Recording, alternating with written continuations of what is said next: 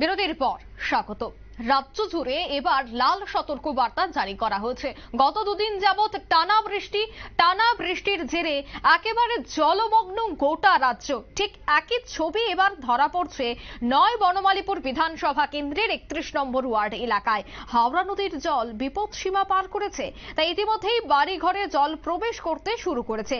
31 নম্বর word এলাকায় জলমগ্ন বেশ কয়েকটি জায়গা। ইতিমধ্যেই কাউন্সিলর অঞ্জনা দাস তিনি ঘটনাস্থলে এসেছেন এবং এলাকাবাসীদের সাথে কথাবার্তা বলেছেন। তার সহযোগী টিমকে নিয়ে বিভিন্ন বন্যা এলাকাগুলিতে যাচ্ছেন। তাদের সেন্ট্রাল হাউসে নিয়ে যাওয়ার কথা, বিশেষ করে যে রিলিফ ক্যাম্প তৈরি করা হয়েছে সেই ক্যাম্পে কিভাবে নিরাপদে নিয়ে যাওয়া যায় তা নিয়েও কিন্তু কথা বলেছেন তার সহযোগীদের সাথে। কি বলছেন কাউন্সিলর অঞ্জনা দাস, শোনাচ্ছি।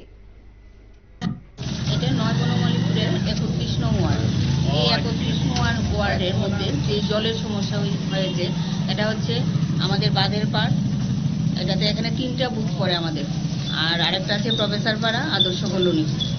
সব জায়গাতেই এবার প্রচণ্ড জল, তাই আমরা সবাই বাড়ি বাড়ি গিয়ে সবাইকে বলছি যে আমাদের এখানে 2টো শিবির করা হয়েছে, সবাই যেন সেই শিবিরে চলে যায়। আমাদের এখানে সুব্যবস্থা আছে। আমরা বাড়ি বাড়ি ঘুরে দেখছি যে কোনো বাড়িতে কোনো বয়স্ক লোক বা ছোট ছোট বাচ্চা যাতে কোনো বিপদে না থাকে, তার জন্য আমরা সবাই ওয়ার্ড থেকে এবং আমার সঙ্গে আমার ওয়ার্ডের সমস্ত ছেলেরা বেরিয়েছে। আমরা সবাইকেই সতর্কবাণী জারি করছি যে আপনারা সবাই মিলে শিবিরে চলে যান, এটাই ওদের কাছে আমাদের অনুরোধ। কি কি ব্যবস্থা রয়েছে বাড়ি ঘরে খাবার পৌঁছে যাওয়ার জন্য? হ্যাঁ, আমাদের শিবিরেও টিফিনের ব্যবস্থা আছে, দুপুরে খাওয়ার ব্যবস্থা আছে, তারপরে রাত্রে যদি ওরা থাকে রাত্রেও খাওয়ার ব্যবস্থা থাকবে।